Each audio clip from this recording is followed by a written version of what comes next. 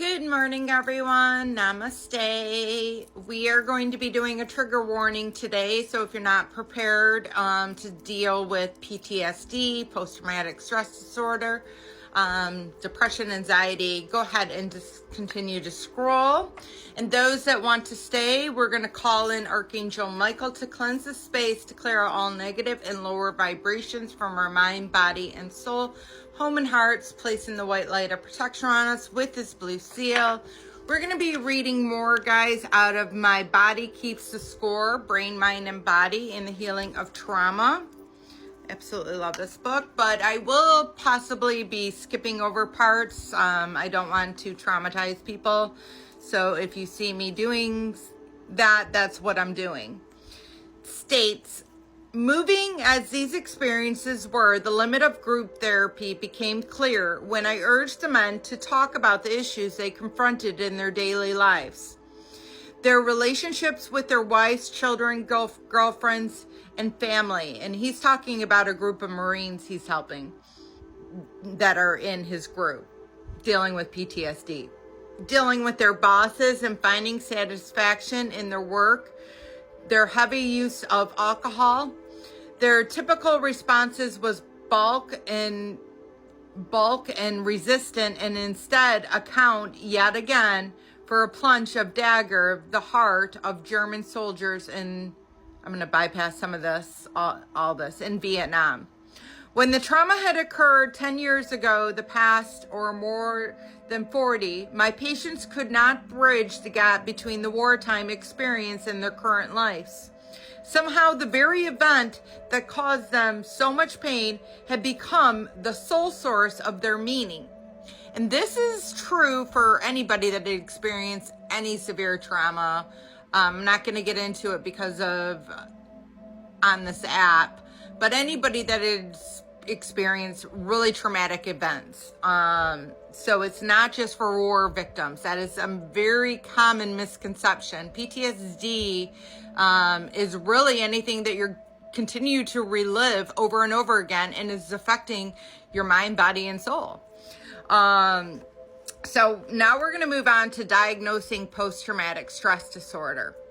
In those days at the VA, we labeled our veterans with all sort of diagnosis, and I'm not going to read these words because they'll get flagged here.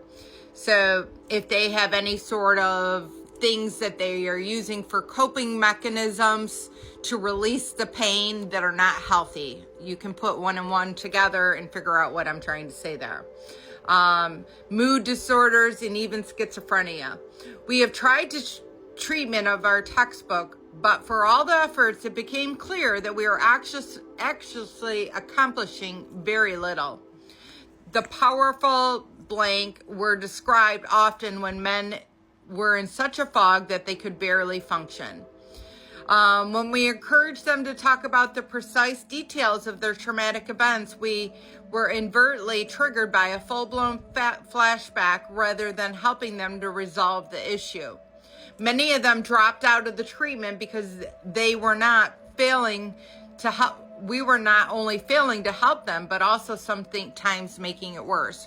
So that's also something that a real reason why a lot of people drop out of therapy is based on the fact that their life starts to get hard. Same thing with the spiritual journey and the ascension journey.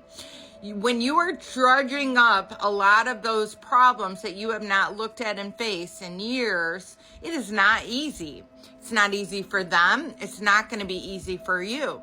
But those are the reasons why you have the chronic pain, chronic illness.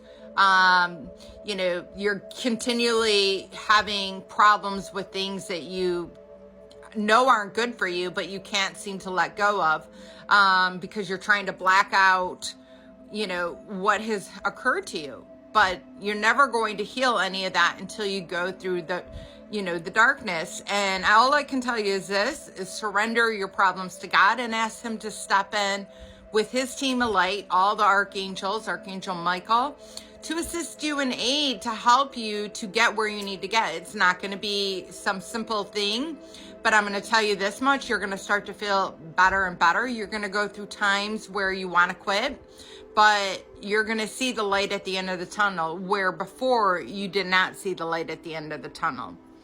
States, when we were so I'm going to leave it at that, guys. But just know that I'm somebody who was diagnosed with PTSD.